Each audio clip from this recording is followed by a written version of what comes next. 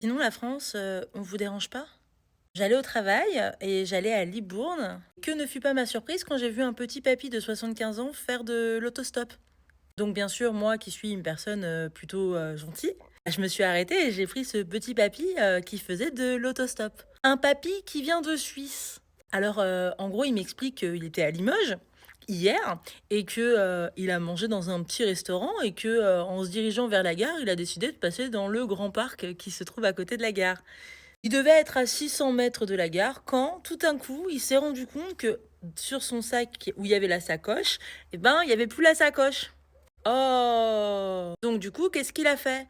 Dans la sacoche, il y avait son téléphone, son portable, donc ses cartes bleues, son argent, enfin plein de trucs quoi. Son passeport. Rappelons qu'il est suisse. Et donc il se dirige à la police, enfin gendarmerie, je sais pas trop. Et là, le gars lui dit, ouais, la Suisse, ça fait pas partie de l'Union européenne. Donc en fait, on peut pas reconnaître votre existence. Vous auriez été, par exemple, allemand, on aurait pu. Mais là, bah non. Du coup, faut aller au consulat. Sauf que bah le plus proche, il est pas là et c'est Bordeaux et il ouvre demain. Donc lui, il dit ouais, mais bah, je fais comment où je vais dormir et tout. Et là, on lui dit bah vous vous démerdez en gros. Ouais, on lui a dit de se démerder. 75 ans, à la rue. Bien sûr, bah, comme il a plus ses papiers, qu'est-ce qu'il a fait? Il a pas monté dans le train, hein, voilà. Et clairement, bah, voilà, vous vous démerdez.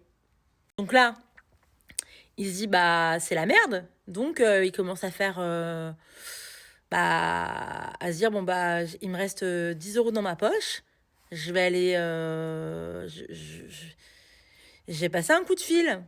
Donc il demande à un monsieur, un petit papy qui va d'ailleurs recharger en crédit au tabac et puis il appelle tous les trucs qu'il a appelés pour essayer de trouver des solutions. Et donc on lui explique qu'effectivement le consulat le plus proche c'est Bordeaux, qu'il ouvre demain, que dès qu'il pourra faire ça, voilà, il bloque sa carte, son téléphone, etc., pour éviter une fraude potentielle. Et puis il fait de l'autostop pour se retrouver en Dordogne, pour s'approcher de Bordeaux. Moi, je le prends, je le dépose donc à Libourne. Mon rendez-vous était là-bas.